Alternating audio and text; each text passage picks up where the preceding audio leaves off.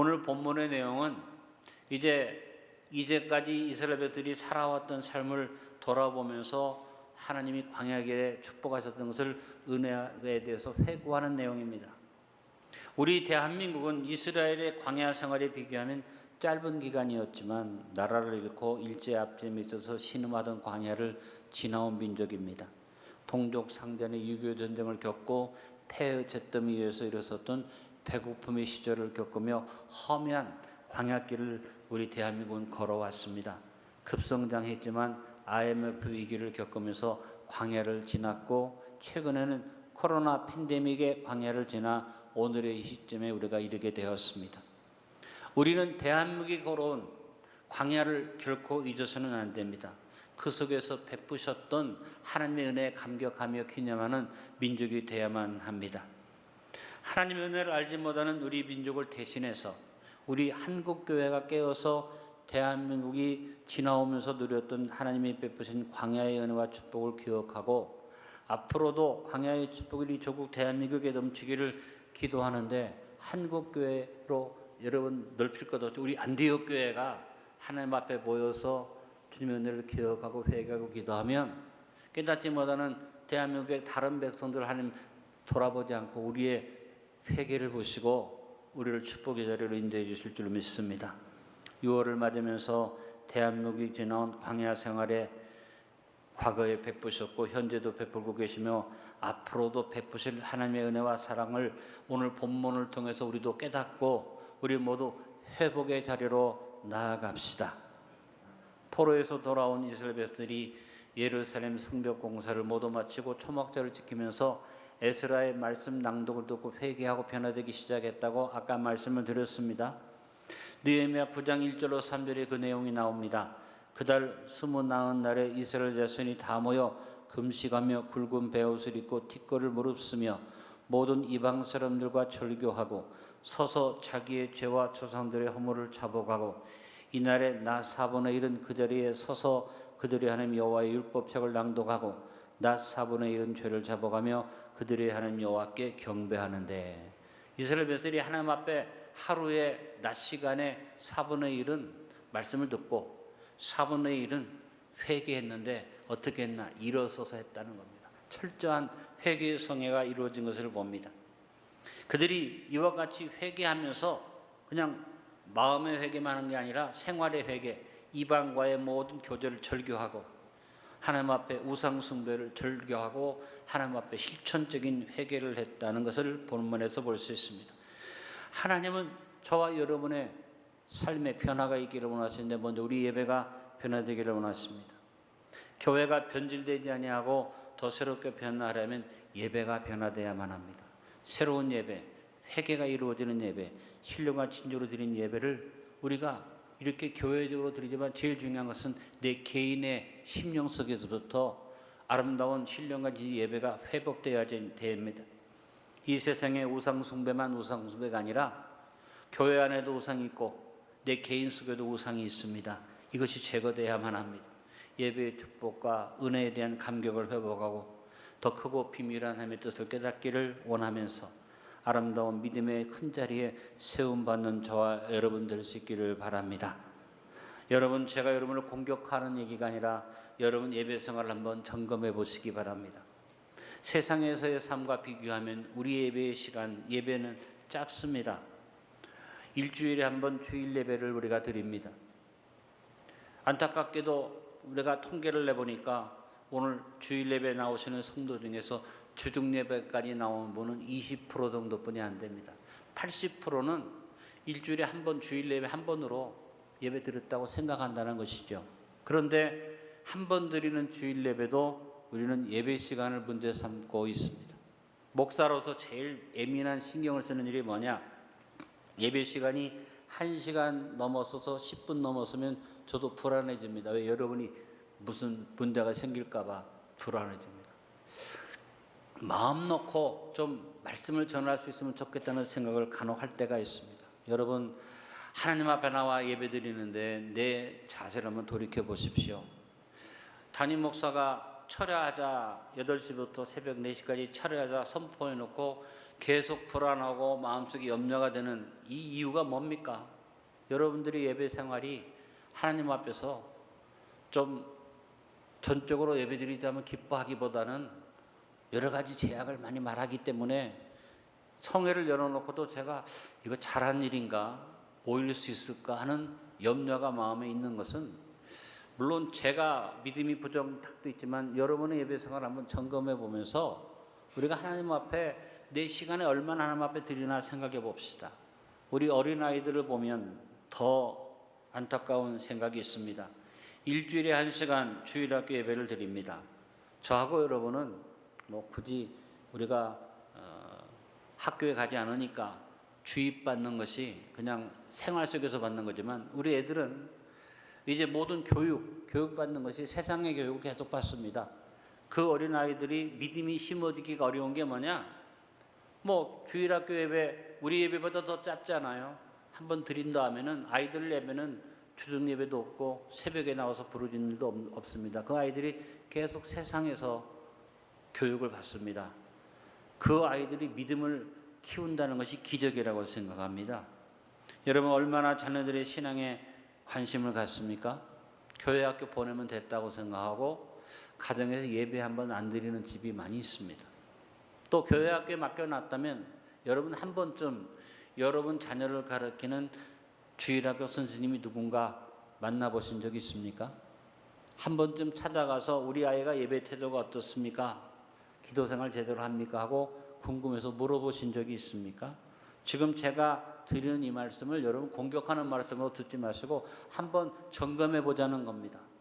하나님 앞에 바로 서보는 것을 회개해야 하는데 교회는 더욱더 세상적으로 가고 있습니다. 세상적인 생각으로 교회에서 화려하게 또 좋은 시설을 가지고 하는 것을 더 좋다고 생각하기 때문에 세상적인 방법으로 자꾸 하려고 하는데, 여러분 세상에서는 화려하게 좋은 것 먹고 좋은 데서 누리더라도 교회에서만큼이라도 좀 훈련을 해보고 어려운 잠자리도 해보고 박한 것도 먹어보면서 아이들을 훈련시켜야 하는데, 지금 우리 교회 교육이 엉뚱하게 흘러가고 있다. 세상에서도 저렇게 애들이 좋은 데서 먹고 하는데 교회가 왜 이렇게 아이들 고생시키는 게 아니에요. 이때 믿음으로 말미암은 이때 이스라엘 애들이 초막절을 지킨 것처럼 훈련받고 연단받아야 하는데, 우리가 조금만 잘못 생각하면 변질이 오는 것을 기억하시기 바랍니다. 에스라가 낭독하는 율법의 말씀을 들었고 회개했는데, 여러분 참 우리가 말씀을 놓고도 보면 그런 은혜를 느낄 수 있잖아요. 말씀을 듣는데 오늘 들었던 말씀을 내일 들으면 말씀이 똑같지 않고 새롭지 않습니까? 또 오늘 묵상한 말씀이 다시 내가 새로워지고, 평소에는 그냥 지나가는 말씀이 어떤 때에는 비수가 되고 어떤 때에는 내 마음속에 폭포처럼 은혜가 임할 때가 있다는 것입니다. 저는 설교하는 목사니까 설교하면서 느끼는 것이 그렇습니다.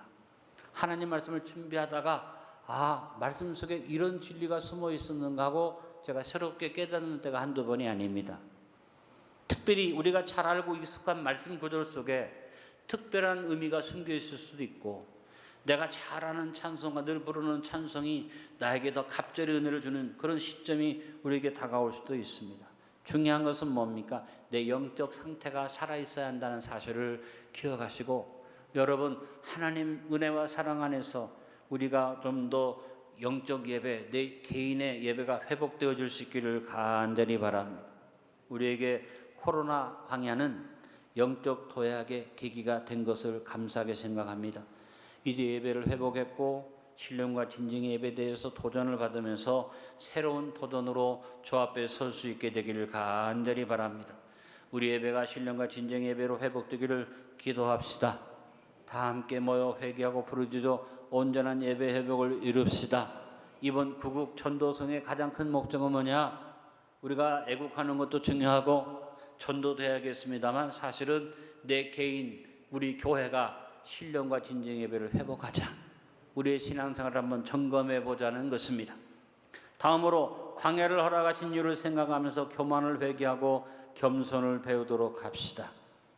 하나님은 구약 성경 곳곳에서 이스라엘 백성들이 역사의 흐름 속에서 이스라엘 백성들에게 항상 광야길을 걷게 하신 것을 기억하라고 말씀에 없었고, 오늘 본문의 내용도 성회에 모여서 에스라와 느헤미야가 과거의 광야의 고난들을 기억하자고 얘기하는 내용이죠. 애굽에서 가나안은 걸어가도 그냥 천천히 걸어가도 사흘이면 갑니다. 아주 가까운 거리입니다. 그런데 왜 하나님이 이스라엘 백성들을 축복의 땅으로 순조롭게 인도하지 않고 40년 동안 살기 어려운 광야의 길로 인도하셨을까요? 그냥 걸어가도 되는데 인도했어요. 구름 기둥이 앞에 가고 불 기둥 앞에 인도하는데, 그 하나님이 인도라면 사흘길을 갈 것을 이틀 만에 가야지 정상인데 하나님은 40년을 무려 40년을 돌게 하셨다. 이유가 뭘까? 예레미야 예가의 3장 33절에 말합니다. 주께서 인생으로 고생하게 하시며 근심하게 하시면 본심이 아니시로다. 이 말씀을 읽으면서 자녀를 둔 부모는 느낍니다.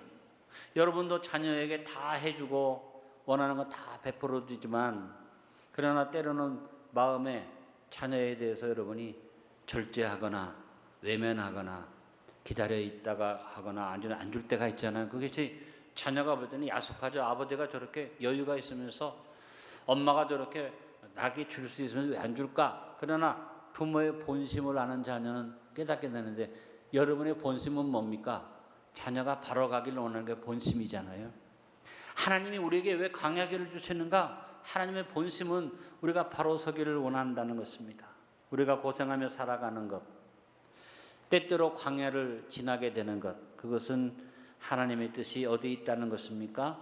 우리를 하나님이 사랑하셔서 더 좋은 길로 인도하신다는 데 뜻이 있습니다. 성도는 고난과 시련의 때에 염려, 걱정, 불평, 원망하지 말고 하나님의 뜻을 분별하고 기다리면서, 그때 필요한 것이 하나님의 은혜인 것을 생각하면서 은혜를 기억하는 백성이 될 수 있기를 간절히 바랍니다. 오늘날도 하나님은 우리를 택하셨는데 우리를 여전히 광야길로 인도하십니다. 하나뿐이 없는 아들 예수 그리스도를 보내셔서 나를 구원하셨음에도 불구하고 내 인생길이 왜 이렇게 광야와 같은가? 왜 고난이 많은가? 의문을 가질 수 있지만, 하나님께서 우리에게 바로 편안한 것으로 가지 않고 광야길을 주신 이유, 거기 하면 큰 뜻이 있습니다. 그것의 내용을 깨닫게 되기를 간절히 바랍니다. 하나님은 광야길을 통해서 그 백성을 원하시는 가장 큰 목적은 낮추기를 원하신다. 이스라엘들이 자기들이 잘나서 되는 줄 알고 교만해지니까 하나님이 광야길 속에서 그들을 꺾으셨다고 오늘 본문 16절로 17절이 말씀합니다. 그들과 우리 조상들이 교만하고 목을 굳게 하여 주의 명령을 듣지 아니하고 거역하며 주께서 그들 가운데서 행하신 기사를 기억하지 아니하고 목을 굳게 하며 패어가여 스스로 한 우두머리를 세우고 종되었던 땅으로 돌아가고자 했나이다. 그러나 주께서는 용서하시는 하나님이라 은혜로우시며 긍휼하시며 더디 노하시며 인자가 풍부하심으로 그들을 버리지 아니하셨나이다. 이스라엘의 교만과 하나님의 은혜를 비교해서 말씀한 것을 봅니다. 하나님께서 아까도 말한 것처럼 애굽에서 나온 이스라엘 백성들을 순조롭게 인도하셨다면 사흘 만에 가는데 40년 동안 광야 생활을 하게 하신 것을 오늘 본문에 말씀하셨고, 신명기 8장 2절로 3절에 반복해서 따라합니다. 너를 낮추시며. 중요한 얘기입니다. 하나님이 나에게 어려움을 주시는, 우리를 낮추시는 것이다. 대한민국이 어려운 광야 생활을 겪은 것은 대한민국을 낮추셔서 복 주신 것이고, 오늘 그 복을 우리가 받았죠. 여러분 개인적으로 지금 어려운 분, 고난을 겪는 분, 하나님 낮추시기를 원하신다는 걸 기억하시길 바랍니다. 신명기 8장 16절의 말씀을 같이 읽어봅니다. 내 조상들도 알지 못하던 만나를 광야에서 내게 먹이셨나니 이는 다 너를 낮추시며 너를 시험하사 마침내 내게 복을 주려 하심이었느니라. 하나님은 택한 자기 백성이 교만한 것 원치 않으셨습니다. 우리가 겸손하기를 원하셨습니다. 저도 자식을 놓고 가만히 생각해 보니까 내 자녀가 교만한 것을 내가 원하지 않지요. 부모 은혜를 모르든지 사람들 앞에서 은혜를 모르고 나대든지, 부모로서 자녀를 볼 때 제일 언짢은 것이 교만한 것일 것입니다. 그러나 내 자녀가 겸손하면, 좀 부족해도 모자란 것 같아도 아이가 겸손하면 부모가 마음을 놓을 수 있습니다. 저 녀석이 여기에 어디에 가도 겸손해서 문제는 일으키지 않겠구나 하는 생각을 할 수 있는 것입니다. 마찬가지로 하나님도 우리에게 다른 거 원하는 게 아닙니다. 겸손하기를 원하십니다. 잠언서 18장 12절에 사람의 마음의 교만은 멸망의 선봉이요 겸손은 존귀의 앞제빈이라고 말했습니다. 우리가 하나님 앞에 겸손하면 언제나 온유한 하나님을 만날 수 있습니다. 은혜로운 하나님을 대할 수 있습니다. 하나님의 도우심의 손길을 누릴 수가 있습니다. 그러나 교만하면 하나님이 대적하신다고 그랬습니다. 우리가 교만하면 하나님이 대적할 뿐 아니라 마귀가 찾아옵니다. 진노의 하나님을 만날 수밖에 없습니다. 오늘 다시 한번 생각하는데 이스라엘 백성들을 낮추시는 것은 하나님의 은혜입니다. 왜 광야로 인도한가? 그들을 낮추셔서 광야로 인도하셨으므로 우리는 생각해야만 합니다. 우리는 코로나19의 광야를 지나면서 우리 인류가 자랑하는 물질 문명, 소위 우리가 말하는 과학기술이 얼마나 무능한지 철저하게 깨달았지 않습니까? 바이러스 하나가 온 세계를 마비시켰어요. 교만이 깨져야 하는데 그 교만이 깨지지 않았습니다. 아직도 세상이 교만합니다. 여러분, 하나님이 보시는 교만이 뭐고 하나님이 원하시는 겸손이 뭘까요? 한마디로 교만은 하나님의 은혜를 잊어버리는 것이 교만이고, 겸손은 하나님의 은혜를 아는 것이 겸손입니다. 지금 우리 대한민국이 축복을 많이 받았는데 염려되는 건 뭐냐면 교만해졌다. 대단히 한국이 잘난 줄로 착각하고 있다. 겸손하게 하나님의 은혜를 아는 백성이 되어야 하는데 그렇지 못하다는 것입니다. 바울이 우리에게 위대한 신앙의 위대한 본을 보인 사람인데 그의 고백이 참으로 아름다운 고백이 있습니다. 고린도전서 15장 10절 우리 내 마음의 책임지람에 같이 읽어봅니다.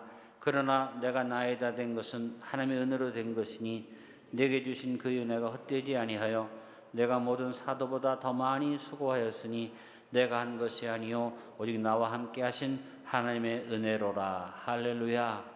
여러분, 언제나 하나님의 은혜를 생각합시다. 하나님의 은혜로 있을 데 없는 자 왜 구속하여 주는지 난 알 수 없도다. 내가 믿고 또 의지함은 내 모든 영편 아시는 주님 늘 보해 주실 것을 나는 확실히 아네.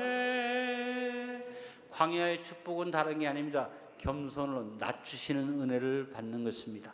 또 하나, 광야길을 돌아보면서 불신앙과 불순종을 회개하고 순종을 배우도록 합시다. 이스라엘 백성들이 광야를 지나면서 가장 큰 실수가 뭐냐? 우상을 만들었다는 거죠. 18절에 또 그들이 자기들을 위하여 송아지를 부어 만들고 이르기를 이는 곧 너희를 인도하여 애굽에서 나오게 한 신이라 하여 하나님을 크게 모독하였사오나. 하나님이 이스라엘 백성들이 불신앙을 가졌기 때문에 그것을 꺾고 순종으로 만들려고 그들을 광야로 인도하셨습니다. 때때로 하나님은 그 백성을 시험하십니다. 가장 대표적인 예가 아브라함을 보면 언제나 하나님 아브라함을 시험하신 것을 봅니다. 백세에 얻은 아들 이삭을 바치라고 하는 명령합니다. 근데 아브라함이 그 시험에 순종해서 하나님 뜻을 어그러뜨리지 않고 순종해서 아들을 바쳤습니다. 그래서 그가 광야의 축복을 받았습니다. 순종하는 아브라함에게 하나님 번제량을 준비시켜 주셨습니다. 그래서 아브라함은 야훼 이레를 고백하고 찬양했습니다. 창세기 22장 14절의 말씀입니다. 아브라함이 그 땅 이름을 여호와 이레라 하였으므로 오늘날까지 사람들에게를 여호와의 산에서 준비되리라 하더라. 하나님이 시험할 때 불순종을 꺾고 순종했더니 하나님이 준비해 주셨다는 것입니다. 하나님이 우리를 시험하고 계시는데 힘들다, 못 살겠다, 죽겠다 이런 생각이 들 때 그때마다 광야길에 이스라엘 백성들에게 주셨던 신명기의 말씀들을 기억합시다. 내가 오늘 명하는 모든 명령을 너희는 지켜 행하라. 그럼 너희가 살고 번성하고 여호와께서 너희 조상들에게 맹세하신 땅에 들어가서 그것을 차지하리라. 하나님이 광야의 길을 통해서 뭘 측정하기 원하십니까? 우리의 순종을 측정하기 원하십니다. 오늘 대한민국의 광야길을 돌아보면서 우리의 믿음의 순교를 지키며 종교 다원주의 어떤 핍박 속에서도 유일한 하나님과 예수 그리스도에 대한 순종을 증명해 보임으로 광야길의 은혜와 축복을 누리도록 합시다. 그래서 광야의 축복의 또 하나는 순종이라는 것을 기억하시고, 마지막 광야 축복을 기억하면서 말씀의 사람으로 서는 것을 배우도록 합시다. 금송아지 우상을 만들면서 헛된 것을 섬겨 이스라엘 백성들에게 하나님이 그들을 광야로 인도하신 이유는 뭐냐면 오직 말씀 붙들고 살기를 원하셨던 것입니다. 오직 말씀 중심의 사람이 됩시다. 그냥 하나님의 존재를 믿고 인정하는 것은 믿음이 아니고 신심입니다. 하나님 이것을 원하시는 것이 아닙니다. 하나님을 믿는다면 우리는 하나님 주신 말씀을 믿어야 합니다. 말씀을 믿고 영생의 양식을 참는 것이 참 믿음이라고 확신하고 말씀 앞에 서기를 간절히 바랍니다. 오직 말씀의 은혜를 의지하여 살기를 결단합시다. 광야 길의 은혜와 축복을 부어주시는 하나님의 도구인 말씀을 붙들고 삽시다. 우리에게 예배를 명령하셨는데 예배의 형식이나 순서를 기억하라고 하신 것이 아닙니다. 바로 말씀이신 예수님을 기억하며 우리를 진리의 말씀 가운데로 인도하시는 성령님을 바라보고 감사하라는 명령입니다. 하나님에서 나오는 모든 말씀으로 사는 존재임을 깨달아 나를 의지하지 않고 전적으로 하나님만 의지함으로 광야 길의 은혜와 축복을 누리도록 합시다. 오늘 말씀에 결론을 맺습니다. 이스라엘을 애굽에서 구원하여 가나안으로 인도하시던 하나님이 그들을 광야로 인도하여 40년을 방황하게 하셨습니다. 거기에는 분명한 이유가 있었습니다. 우리 대한민국도 여러 광야를 거쳐서 전후 70년 만에 폐허에서 일어나 오늘 경제대국의 복을 받았습니다. 지나온 우리의 과거 광야의 축복을 기억하고 책임지려 보며 우리가 회복의 자리에 설 때 더 나은 내일을 우리에게 허락하여 주실 줄로 믿습니다. 무엇보다 신령과 진정의 예배를 회복합시다.